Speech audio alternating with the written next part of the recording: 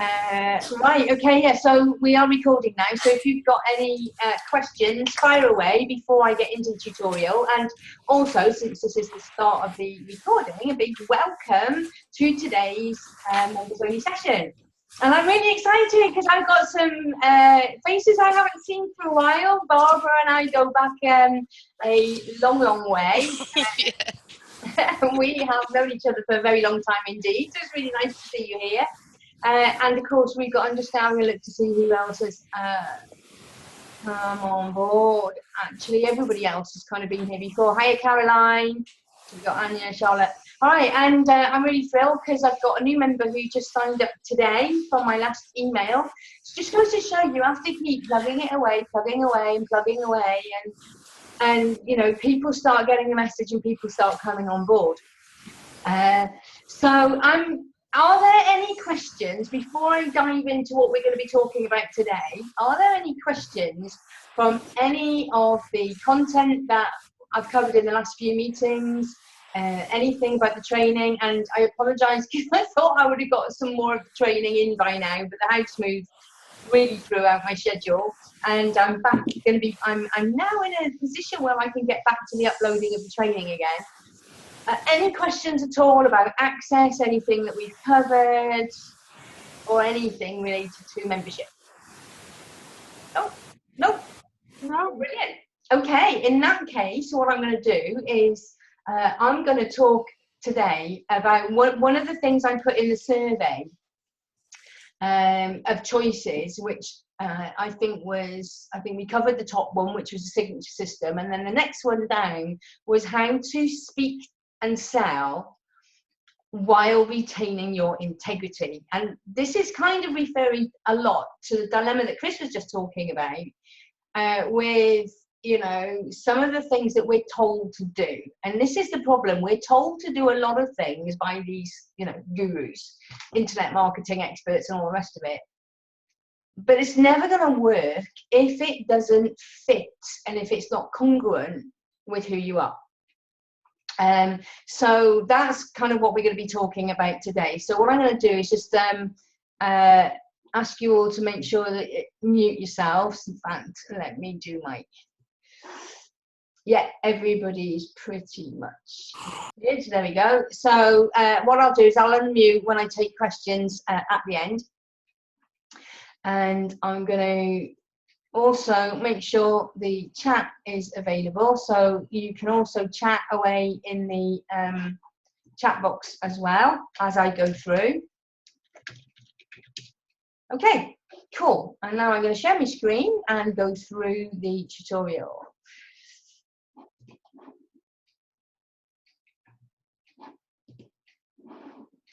Alrighty, so, oops, come back.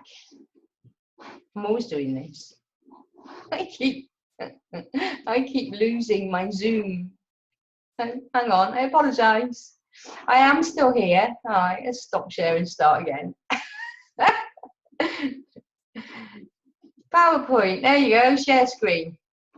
All right, so you should be able to see my PowerPoint now. Can you just nod for me, Chris, because I can see your braille. Okay, so this is, like I said, all about selling in a way which allows you to keep your integrity, and strictly no slime balling, as I call it. And I'm sure you've all been on the receiving end of what it feels like to be slime balled, basically, for want of a better expression. And I wanted to talk about a few examples, and please do type in the message anything where you have either been on the receiving end yourself, or you've seen or heard of other techniques, because I think it's really important to kind of make decisions about what we don't want and what we don't like as much as what we do. And I just want to read you, and this, I want to read you this email I got, because kind of speaking, if you like, yes, it's all around, you know, being on stage and, you know, webinars, videos and that kind of thing. But when you're getting your message out there, the written word also is a big part of it. Okay, Caroline's saying you're not really sure what that is. What do you mean by slime balling? Yeah, that's because that's what I'm going to cover now. Basically, what I call slime balling is the techniques, the manipulative techniques that make you feel uncomfortable, that put undue pressure on you, and things like that. That for me just makes you, as a speaker or a salesperson or as a business person, it makes you kind of smack of that second car salesman or woman or whatever. So let me give you an example. I got this email today and I'm going to read it out. I'm not going to say who it was from. It says, how much longer are you going to think about getting on stage and sharing your advice? No one is going to come and place a gold medal around your neck and ordain you ready to serve and make a difference. Every month that slips by without you stepping up is another month lost to mediocrity and ordinariness. You're worth more than that, aren't you? Come on, if others can do it, so can you. Isn't it time you stepped out of the shadows into the limelight and helped others with what you know and believe? I'm going to help you, and I will do it on a no-fee basis. Blimey, you can't get better than that. Oh, and by the way, if you're good, I'll put you on stage in front of an audience of 1,000 people at the Excel Centre to kickstart your career big time. Okay. Now, the thing is about this email, the message behind it is good. You know, it's trying to encourage people to step forward, stop being afraid, and to really go for it. But the way that it is written, I find very patronizing, you know, or how much longer are you going to think about it, sort of thing, you know. No one's going to give you a gold medal and a big star and tell you that you're ready. And this idea of, you know, every month that slips by without you stepping up is another month lost to mediocrity and being ordinary. And this is playing on fear, and a lot of salespeople play on fear. Now, yes, I get that what we want to do is move people from where they are now to where they want to be, and what people are motivated by most is moving away from pain and towards pleasure. And the reason they highlight the fear is because it highlights the pain and makes you feel uncomfortable and want to move out of it. But I don't think you need to go that far.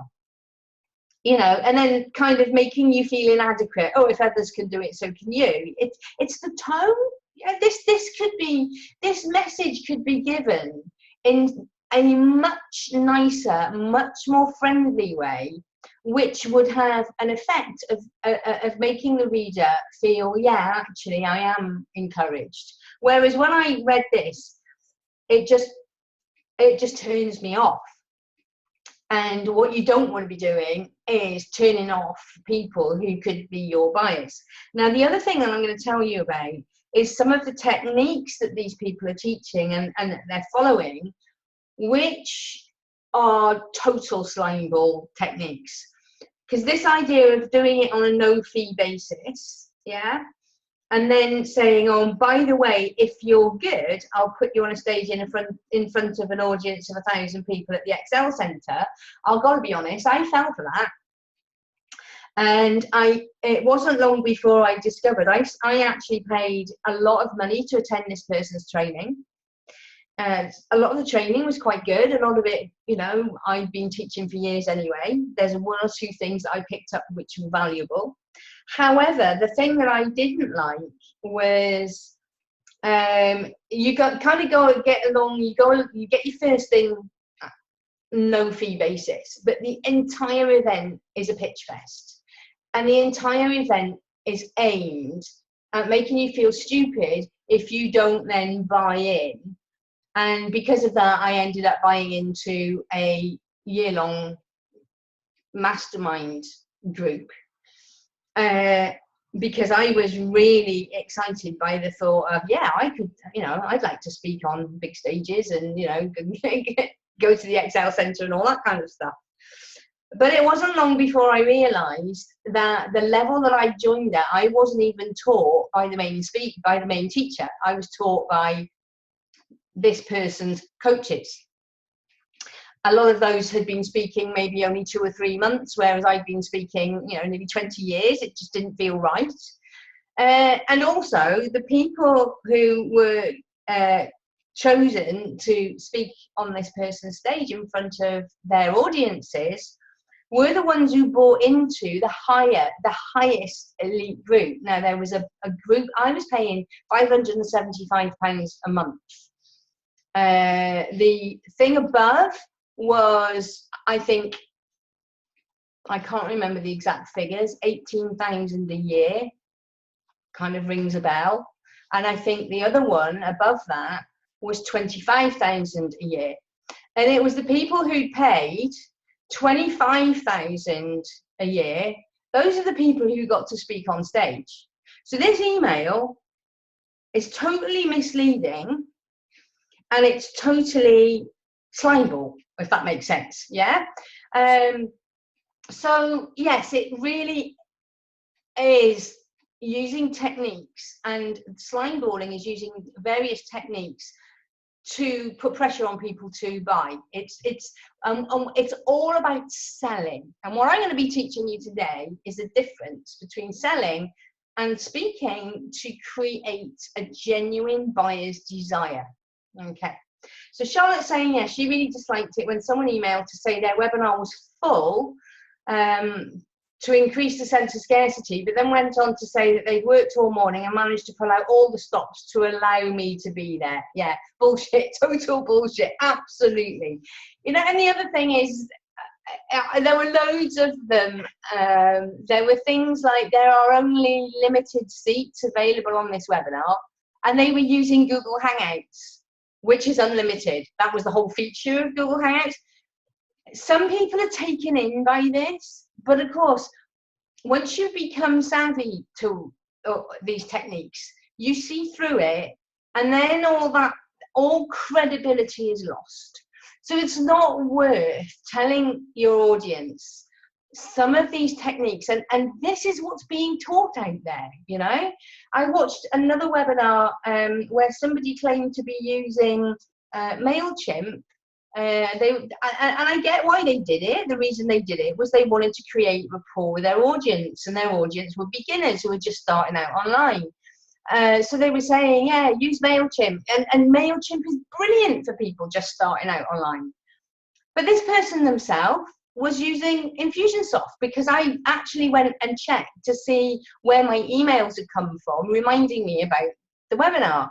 And sure enough, they were using Infusionsoft. Don't say you're using something if you're not, you know. All of this is what I mean by slimeballing. All of this is, again, these techniques saying things are only available till a certain time, when you know full well they'll be available afterwards. Again, it's all this creating scarcity. If it's genuine, then use it, because there is nothing like scarcity to help. You know, people do respond to it, and that's why it's used. You know, for the last 50 years, you know, sale ends Monday. You know full well there's going to be another sale in probably about 2 weeks' time, but sale ends Monday works. You know, whatever. But only do it if it's genuine, so that people don't feel they've been tricked after the event. What else can I tell you about which made me kind of just think of the slimeballing techniques? Oh yeah, another thing. This is just so bad. I went to an event, and there was a guy who was selling a program. It's one of these multi-speaker events, and I'd seen this guy speak before, and in fact, I bought his program before. I first bought the program when I was a complete newbie. I was going to all these events and conferences. I'm quite gullible. I was easily sucked in, and I bought this particular program. So anyway, the guy comes to his pitch, and he's starting to really push it, and he's making the audience feel stupid, and that they don't want to better themselves, and that they're not serious about their business by not running to the back of the room. So he was saying the people who are at the back of the room and who are getting signed up, he was praising them. He was saying that they were going places. And basically he was saying, he didn't quite spell it out, but pretty much nearly, that everybody who was still remained in their seats were going nowhere and were losers. And I'm thinking, well, I'm sat here and I'm not running back to the back of the room because I've already got it, mate. Don't make me feel uncomfortable, you know? But that's what he did, you know, he was really making people feeling uncomfortable, and sort of the pressure was incredible to go to the back of the room and buy the product. You don't need to do that. And I can tell you now that a lot of people who were sucked into that, what do? The following day is they cancel. There's absolutely no point to it whatsoever, because people who are pressurized to sign up and do so on the spur of the moment like that, they will cancel. So we're not going to do that.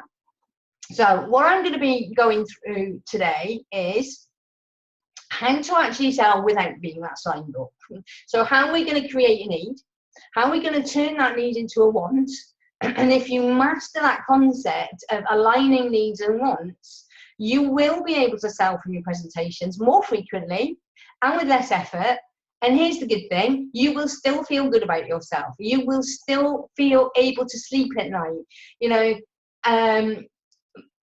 because this is what's so important. And you will attract the clients who are going to get you, you know, people who are going to resonate with you, and they will become loyal fans and they will recommend you. You know, this is what we're after. It's not about the fast sale, you know, churn them out, churn them over. There's always new suckers where they came from. That's not what we want at all. We want to create a loyal, dedicated following who are going to, one of my clients said to me this week, and I felt so flattered, but she said that when I made my offer, because she could, you know, because after following me for some time, she could see that I was genuine. She totally got me. She got my message. She got my personality. And she's basically, the words she used were, I knew that I wanted to move heaven and earth so that I could work with you, you know. And that's what you want. You don't want to put pressure on people that they regret being a client, you know, if they don't cancel. Okay, so let's go through then. What's the difference, first of all, between a need and a want? Because very often what clients need, or potential clients, what they need and what they want, are two completely different things. They are often related, but it's kind of, it's really important to get the difference between the two and then work with both, because then when we can you know, get those two together, that's where things happen. So first of all then, what is the difference? And I learned this the hard way when I kind of decided that I was going to specialize in public speaking, presentation skills, because that's something that I found I was good at. I always found that I loved doing it. I was passionate about doing it. And I perceived that a lot of people had the need to increase their public speaking skills. I saw it all the time. Every time I went to networking events, I could see that people didn't have a clue about their, you know, 1 minute elevator pitch. The people who were presenting at those educational slots, say 10, 15, 20 minutes, again, they weren't presenting their business and the opportunities to work with them in the best possible light. I would go to conferences and I would see people, and quite frankly, some of the presentations were dire. So I focused on what I perceived to be the need. People need to increase their presentation skills. And I kind of thought that it would be obvious that if you increase your presentation skills, then you're going to be more successful, whether that's, you know, in business or if you're employed or whatever. And it took me a long time to get that that actually wasn't the case. People don't tend to lie awake at night thinking, oh, I absolutely have to improve my presentation skills and my public speaking. That's not what they think they need, so therefore that's not what they want. And in fact, a lot of people were uncomfortable about the idea of speaking, so they would do their best to avoid it. As you can imagine, that led to me not being that successful when I first started out along this journey. So first of all, you've got to think about, well, what does your audience need? And in my case, I decided, you know, there were two kinds of people that could benefit really from public speaking and presentation skills. One was anybody in the corporate world, and the other was the entrepreneur, the person who was promoting their own business, and that could be a small business with a small team, or it could be solopreneurs. And I kind of soon realized that because what they need, therefore what they wanted was very different, I needed to kind of focus on one. And I chose that I felt that I do have more fun working with people who are running their own businesses than I used to when I was going into corporate organizations. But what does that entrepreneur need? I kind of sat down and I thought, well, what they need more than anything is clients.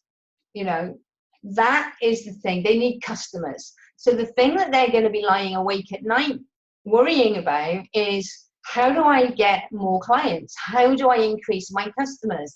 How do I increase the sales that I'm making to my existing, you know, customers and all the rest of it? So the audience doesn't want public speaking and presentations. You know, what they want and need is customers. And because that's a need, which for them is a want as well. Yeah. So they need customers. They want customers. They need public speaking presentation skills. They don't, in their own minds, need that. So what you have to do is relate, your products and services to the need and the want in such a way. Oops, I'll do that. Come back to that in a minute. In such a way that it brings them together. Okay, so therefore, once I started saying, okay, what you want and need is more clients, I can help you doing that by helping you to speak in a way that's going to convert to sales. That, you know, do a webinar that's going to get you more customers, get you more leads, get you more sales. And ever since I've made that connection, everything kind of turned around. So what you've got to do is think about, first of all, what does your audience need that they're not aware of yet? And a lot of the time, that's what your product or service might provide. And then what's their burning desire? What is their want? And again, their wants might be related to customers, but actually what they want is more income. And in fact, it's not even the income. What they want is a better lifestyle. But in order to have that lifestyle, they need the income. So you've got to join up all the dots for them. So you've got to kind of sell them the dream, the lifestyle, and how your product and service is going to give them that, and take them away from the pain and the horrible place that they're right in now. And this is what we're going to come on to. So how do we do all of this? It's what I call the positioning PASTY. And I'm a very firm believer in using mnemonics because this helps me remember the order that I need to do this. And PASTY lends itself very well. And me being from the kind of southwest of England, where pasties are a great big thing, that was something that was easy for me to remember. So the P is all about positioning. And what you need to do is you do need to position in a way that you're going to get noticed, and in a way that also draws your ideal client out from the rest of the crowd. So, and in a moment I'm going to explain more about what I mean by this, because it's kind of multi-positioning, if you like. Okay, so but the P is all about positioning, and this is really, really important. One of the things that I find, though, and this is the problem where slimeballing comes in, all of those dreadful talks which are all about the speaker, you know, me. All of those webinars, half an hour in, and we're still looking at pictures of her house. Yeah, I remember somebody putting on Facebook, yeah, nice house, but right now I don't give a monkeys. Okay, it's the speaker doing positioning, but they're doing it wrong. Okay, it's me, and quite frankly, nobody cares about the speaker. So what you have to do is, when you're doing your positioning, you start with the audience. The first thing that you got to do is get their attention, so they know, you know, like, who, me? Yeah, yes, you I'm talking to. Okay, so what you have to do is describe them. You have to describe them to a T, and this is why it's so important that you have a niche and a target audience, because you can't be all things to all people, because you won't get that, yeah, that's me. You will not get that, you know, who me reaction. So you have to first of all position your marketing and the title of your talk, your ads and all that kind of thing at those particular target, you know, people that you're aiming to talk to, that you want to put your message in front of. And then you have to grab their attention by saying something that they're going to put their ears up and their eyes up, and they're going to want to listen. And then what we need to do is we need to connect them with the pain that they're in, and the, you know, but you can do this, again, as I said, without using horrible tactics like fear. And you don't have to be condescending. Again, I've seen so many emails, and I've had so many speakers where they turn around and say, well, you're going to have another rubbish year because, oh, excuse me, you know, how do you know I'm going to have a rubbish year? Actually, I'm doing very well, thanks very much. And it just gets that wrong, you know, feeling. But what you want to do is kind of say, if you're like many other, and then talk about the people in your target audience, what you might be experiencing is, and then you might talk, so for example, if I'm talking to other coaches, consultants and trainers who are my target audience, I might say, what you might be finding is that you are knocking yourself out, giving amazing talks, getting fantastic feedback, but you're just not getting people biting. People are not booking you for training, or they're not, you know, enlisting your services as a coach. Or might kind of be saying, perhaps that means that you're not actually earning what you'd like to be earning. It means that maybe you're not making a difference with as many people as you would like to be. And what that can often do is it can start knocking your confidence. It leaves you, you know, struggling to pay your own bills. You feel like you're not walking the talk, you're not living your dream life, so therefore, how can you help others lead their dream life, and so on and so on. So you do build the pain, but you haven't got to be accusatory. You haven't got to, you know, go in with the fear, and if you don't do anything about it right now, then you're going to stay like that forever, you know. It hasn't got to be like that. So you do have to get them to connect with, actually, yeah, that's things which are not so great, and yeah, I really do want to move away from that. I desperately want to move away from that. So you start building the desire for people to move away from that particular position. And then, of course, what you do is, the other motivating factor is that people move towards pleasure. So what we want to do is kind of, you know, build that picture of paradise for them. So what, you know, I'm guessing then what you might want instead is, and then talk about all the things. But then again, this is where a lot of people do the slime ball stuff. Hey, I built, you know, I'm on my 8th, you know, multi-million-pound business, and I could teach you how to make $1 million in 8 months. You know, it's like, where's my vomit bucket? Yes, that can be done. But the way that most of these people do that is they have massive connections. So they've got JV partners who've all got massive lists.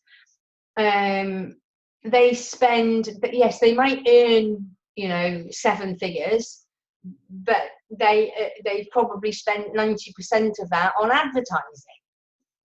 Yeah, so it's meaningless. But what you want to do is build a picture of what people can do reasonably, you know, with a bit of application, and they really can get a good result. They really can move towards pleasure, and then showing them how that then creates that vicarious circle instead of the vicious circle, where the better they're doing, the easier it is, the more successful you know, they can, like, for example, buy tools to make things which are easier for them. They can get help because they can afford to outsource things, and it's all about what's the opportunity, what can they do instead. So I mean, obviously I'm talking pretty much around about my kind of audience. It's going to be very different for each one of you, but what you've got to do is, first of all, with your positioning, it's all about the audience. You start there, you start with them, and it's like, first of all, grab their attention, then it's talk about what they don't want, then it's kind of, well, what do you do want? And once you've positioned the audience, the next thing that you're going to do, if we're following the PASTY, that's PA, so the next thing is the subject. So now what you do is you position your subject, and how learning what you've got to teach, or by working with you in whatever way that people do work with you, that is going to be the vehicle that gets them from A to B. That's going to be the thing that takes them from being stuck, from being in the place they don't want to be, and moving towards something that they do want. And this is where, and this is going to be right at the beginning of your talk, and this is where you start already creating that desire. Yeah, you know, your listener is going to go, yeah, I recognize that. I don't want to be there. I do want to be there. And wow, if I learn that, or if I work, you know, with this person, and they can see logically how they can get from A to B, and they can also connect with the emotion of not wanting to be in that place of pain and being in that place of pleasure. But it can be done in a nice way. It doesn't have to be done in a threatening way. It doesn't have to be in a false way. It doesn't have to be in a way that's not believable. Okay, so you can position your subject. And what's really important is that you show how your subject can get results. Okay, so like, for example, if I'm doing a webinar to attract people to my speaking, I'm going to talk about all the things you do, and you've probably seen it in my communications recently, all the things that you do to speak and you don't get results, you know, and how it feels. And it does, it sucks. You go out, you put a lot of time and you put a lot of preparation into giving what you think is an amazing talk. In fact, people tell you it's amazing because your delivery was good, and then, you know, you get great feedback. And all that happens is you keep getting invited to give free talks, and you end up running around the flipping country exhausted and out of pocket. Because I remember I always used to get invited back. People loved what I had to say, so they invited me back. And but of course, the more successful I was at giving free talks where nobody bought, was I just got more and more exhausted. Okay, so what you have to do is really show that transition. And then I kind of started learning how to position a talk where I got clients. So what I do now is I say to people, well, this is what you do instead. You know, what would one extra client give you? You know, what would 3 sales of a mid-range online product give you? You know, what would 10 lower sales give you? You know, what if you combined all of that, because that's what you can get from one talk. That's believable, it's real. And then, so what if you could replicate that? What if you could do that every month? You know, what if then you can start putting your prices up because now you're getting more confident, you've got a following. You show exactly how your subject moves them from A to B, and you show them what's possible. And you can show them where, yeah, okay, if you employ a lot of these techniques, eventually, yes, you can get to 6 figures, you can get to 7 figures. Or it might be, you know, if you're doing more of the softer stuff, you know, that you say that you can empower yourself, you can make decisions more easily. You just basically show them what is possible for them by mastering the subject that you're talking about. And then again, that's going to start increasing the desire for it. So what we're doing here is we're very subtly turning that need into a want. So once you've talked about the subject, what we're going to do now is we're going to talk about the time and the cost. But again, it doesn't have to be in that fear way, you know, every month that slips by is another month in mediocrity. No. But what you can do is you can say, look, as human beings, we're really good at procrastinating. But I can tell you now, there's never going to be the perfect time. You can wait until little Johnny started school in September. You can wait until after the holiday. You can wait until I've got a little bit more money in the bank. You can wait until, and you just have to show people there's never going to be the right time. There's always going to be something. But if you are fed up of being where you are now, why would you want to spend an extra day, you know, a day longer there? It's different just getting people to view that from their own perspective rather than accusing them of continuing to be mediocre. You know, you just say, well, look, if you're uncomfortable, if you don't like the situation you're in now, why on earth would you want to be there any longer than you have to? And yeah, we do get that sometimes you might have to wait until next week, but just make sure that that's a genuine reason and it's not a procrastination technique, because that's what we're really good at, because our subconscious uses it to keep us safe. So you just explain all that. And then you might talk about the cost, you know, and say, well, okay, I'm, you know, not going to lie. At the end of this webinar, I'm going to tell you how you can work with me. I don't work with people for free. But again, what is the cost of not doing it? You know, and how is it going to make you feel to stay there longer in this position and struggling to pay your bills? And by investing in learning the tools, you know, you can reap your, and start talking about how they're likely to get a return on their investment. So what you're doing at this stage is you're handling the objections around time and cost, but you're doing it in a logical way that's non-threatening, that at this stage, because you're not even selling at this point, people are more likely, when you start handling the objection of time and cost after you've done your sales pitch, people are like, no, you're trying to sell something to me, so I'm not even going to listen. When you do it right at the start, before you've even talked in depth about your subject, and before you've even, you know, told them about your product, they're open. So you can say, yeah, there's never going to be a right time. But, you know, do you want to still be in the same place this time next year? You know, I'm guessing probably not. So, you know, what I really want you to do is commit to thinking about, you know, when can you start on this journey? When can you get yourself out of X? You're here for a reason. You're on this webinar for a reason. You're at this conference for a reason. Do you see the difference? It's doing the same thing as the slime ballers do, but you're doing it in a way which feels much more comfortable. And it's real. And it's in the right place. You know, you're talking about it before you even told them about the product. So once you've done your time and the cost, now you'll notice that, so we've done PAST. Now we can start talking about yourself. Okay, so now you can say, well, okay, so that's why you should do, and then talk about your subject. Why on earth should you listen to me?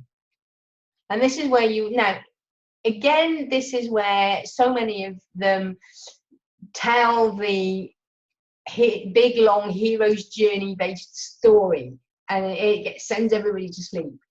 I get why people follow the hero's journey. It's a good model, but you haven't got to go into the drama and the detail that so many of them seem to do. You know, it's just not, you don't have to do it. You don't have to bore people with your story. At least now they're a little bit more interested, because you've been talking about them and how you can get them from A to B, and how, you know, why they should listen to you. So now when you say, look, I know what it feels like, because I used to struggle, and then I learned how to do this, that, and the other, and this is where I'm at now. But you haven't got to go into massive detail at this point. It's far better to tell your story and build that credibility in little anecdotes as you go through your presentation. Yes, give them a couple of the bones now. You know, say, okay, this is a bit about me. If you've got the relevant qualifications, you can tell people, because it all adds to that expert authority status. But it's not a big deal, you know. But what's more important is that I was there and I did this, and what I'm doing now is I'm helping people to do X, Y, Z. Yeah, be like that, been there, done it, got a t-shirt. So what you want to do is show people that you've been on the journey, that you therefore can take them on the journey. You are qualified to lead them from where they are now to where they want to be, and add some of that expert status. But what you're really going to do with your expert status is you're going to demonstrate that by talking about your topic. And that then leads me on to the next kind of bit. So this is all at the kind of start, and this is how you build that desire right at the very start, before you even got into the topic of what you're going to talk about. And all of this can be done very quickly. It hasn't got to take massively long, you know. Then what you're going to do is you're going to say, right, so let's get stuck into the detail then. So once you've covered the PASTY, what you're then going to do is go into the basis of your talk. And one of the best ways of doing that is to base your talk around a model or a signature system.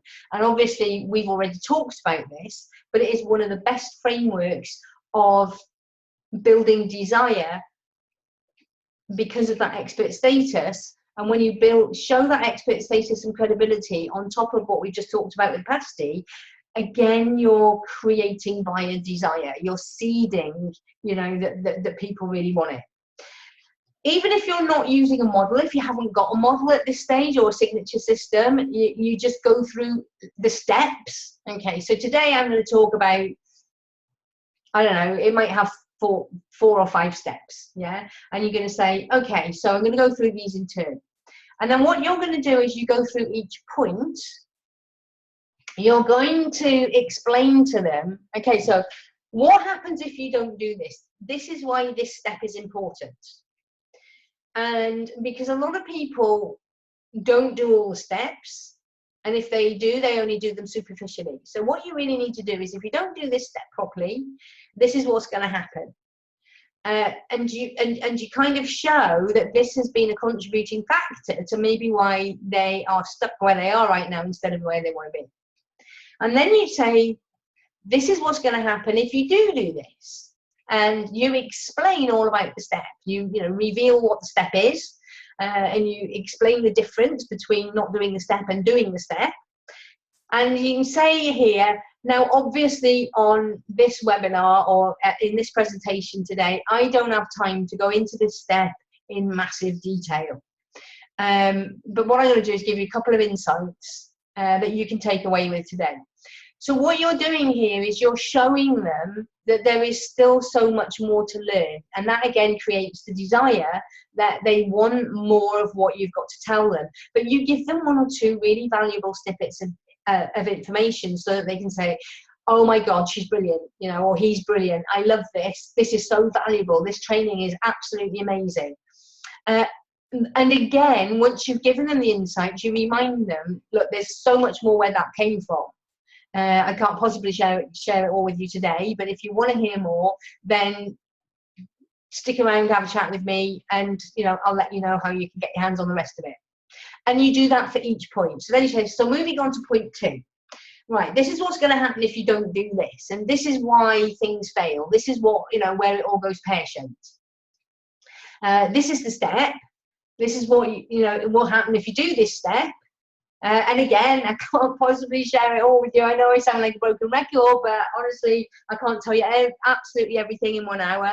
But the key things on this particular step for you to take away with are, and you repeat that for every single step. And you can imagine by the end of it, they are amazed with what you've given them so far. You've given them valuable content that most other people don't, because most other people spend the entire talk doing a sales pitch. But you've given them really good, valuable content, but at the same time, you've demonstrated in your expertise that this is the tip of the iceberg, that really there is so much more to this. And they're already pretty much saying, well, okay, how do I get the rest? They're almost waiting for you to tell them, because they almost at this point can't wait to buy, even before you've told them that there's a product on offer for sale. And then what you're going to do is you're going to introduce your offer. And this is where you then combine the need with the wants. And you show them that by learning what they need to learn, they are going to achieve what they want. And the greater that you've managed to bring those two things together, the more in the buying zone they're going to be. Okay, so you just tell them what the product is, you show them how the product is going to fulfill the need that they have and is going to therefore provide them what they want and how they're going to get from A to B and being stuck to being successful. And then, of course, what you have to do is tell them the details. And at this point, don't be embarrassed. At this point, you're giving somebody, you've identified they want something, so it would be almost cruel to say, yeah, but I'm not going to give you that. I'm not going to tell you how you get hands on it. I'm not going to give you the opportunity to buy or work with me. You're going to leave them frustrated. So now you've got them wanting more. You've got to say, okay, so this is how you do it. And you've got to really then not be embarrassed about saying you need to visit this sales page.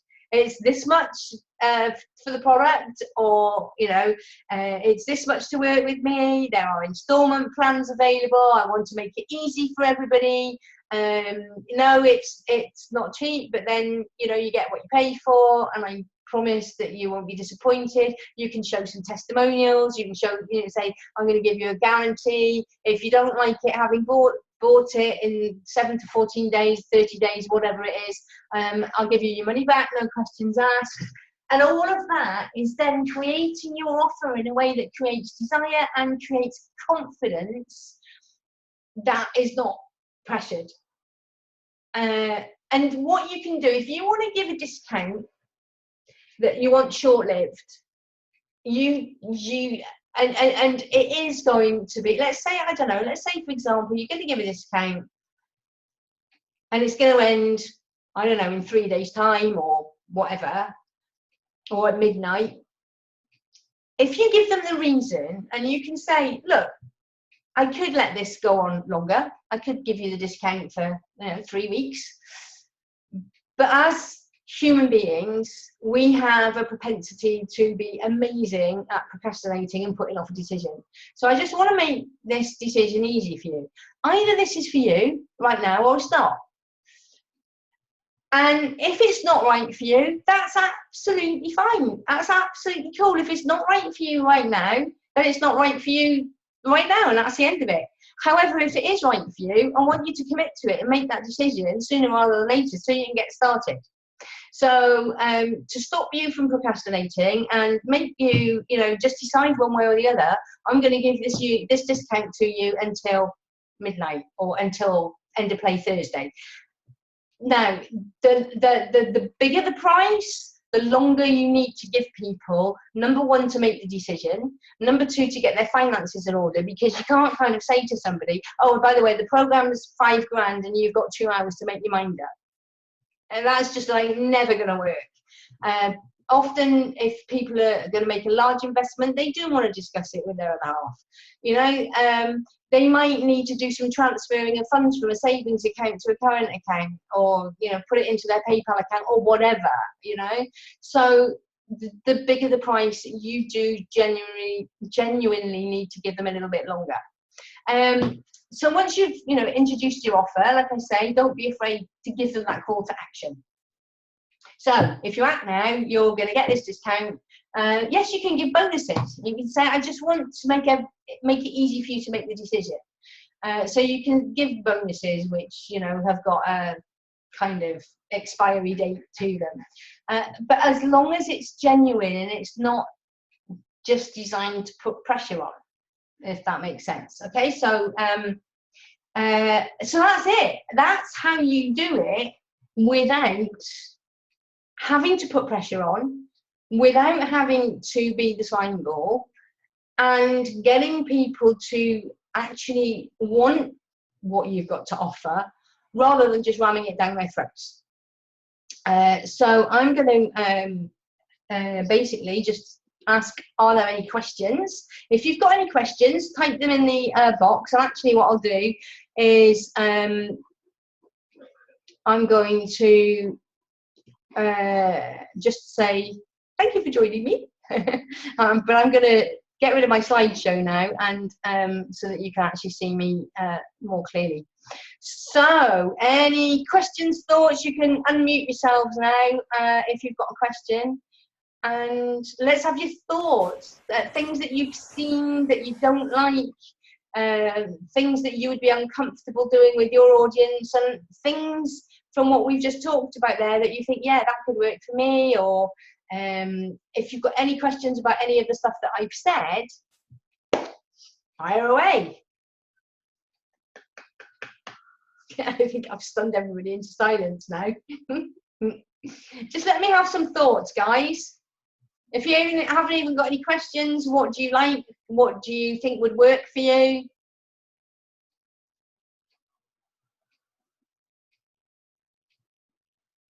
Nobody? I'll say something.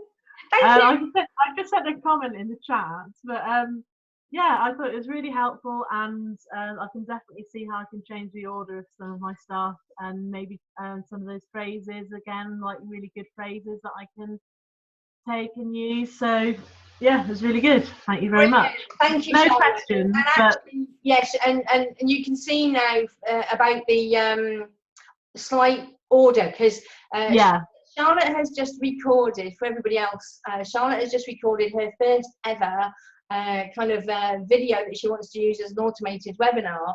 And I've got to say, for first attempt, it was absolutely amazing. I really can't wait to have our one-to-one so I can go through it with you in more detail. And one of the things I gave in the initial feedback was just switching the order a little bit.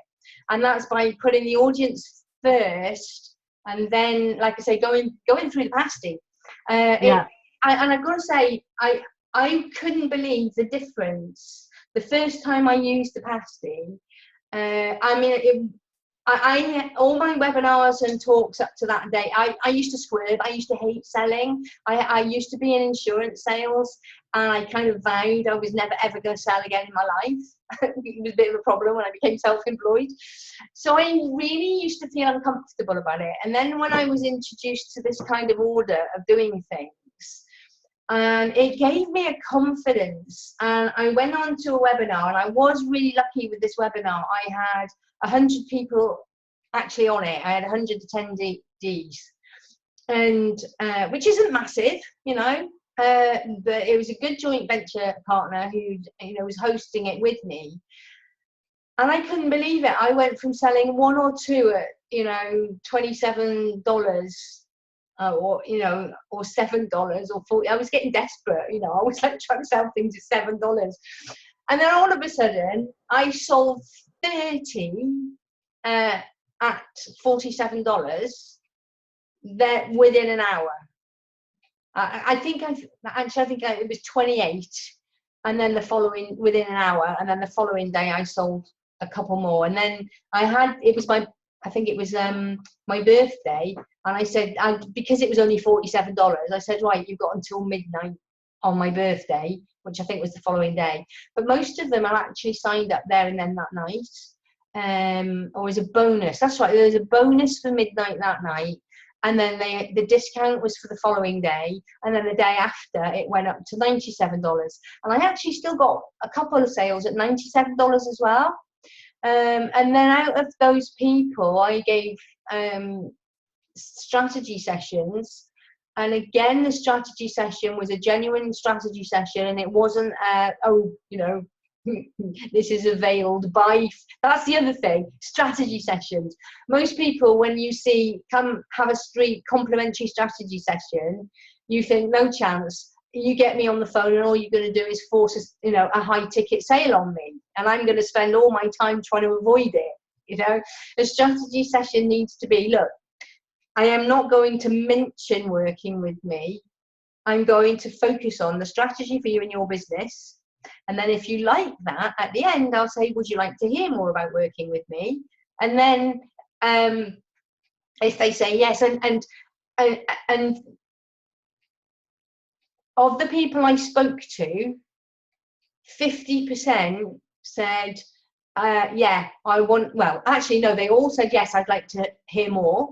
So I got 100% say yes, agree for me to tell them more, and then 50% said, yeah, I'd love to, sign me up. I was thrilled to bits with that. And the others were mainly, would really love to, but can't afford it right now. And I've got some of those people who've come on board since. So it works. You don't have to be a slime ball. You don't have to spend your strategy sessions a whole hour of forcing your high-end stuff on them. If you do it properly and you do your talks well and you gain people's trust, you create buyer desire. And I still, at the moment, I'm really thrilled by the phrase that one of my clients said this week when she said, I knew that I wanted to move heaven and earth to work with you. It was just like, wow. And it's just simply by changing what I'm saying and refusing to follow a lot of these people who are teaching the slime ball techniques. You don't have to be a slime ball to get really good, genuine followers and to make sales and make it happen. You really don't, which is good news. So let's wake the world up to the fact that it doesn't have to be nasty. It can actually be a very pleasant experience indeed, and it matches the right people together. That's the whole thing behind it. It matches the right clients with the right coaches or trainers or whatever, and then it's a win-win for everybody. Do it the manipulative slime ball way, you attract the wrong people, and it's just a nightmare. It really is just a headache. Okay, cool. Anybody else? Because we've pretty much come to the end of the hour, but I'm very happy to continue and answer any questions about speaking, about selling, about webinars, about membership. What would you like next time? Actually, I think next time what I'm going to do is see if I can get a couple of people to volunteer to sit in the hot seat and do a kind of almost like a mini mastermind. I'd like to do not just tutorials on these members only meetings. I want to spend some of these members only meetings getting sleeves rolled up and helping with some real time projects, if that makes sense. So okay, well, that's it then. If there are no further questions, thank you so much for attending. It's so fab to see you all, and please give me your updates in the group, and the peer support in the group. Really, give each other feedback. Let everybody know what you're up to, and I want to actually thank Charlotte and Eric for hopping on when I did my little Camtasia thing today, to say, well, actually there's this Screencast-O-Matic or something, because that's brilliant. I wasn't aware of that. So let us know what tools and programs and applications you're using, because I can only talk about what I know. I can only talk about my applications that I'm using, and I certainly don't know everything that's out there. So yeah, anyway, thanks everybody for attending, and I shall see you in 2 weeks. Bit like crackle. Thanks, Anya. Bye bye Charlotte. Bye Chris. Bye Caroline. See you soon. Bye.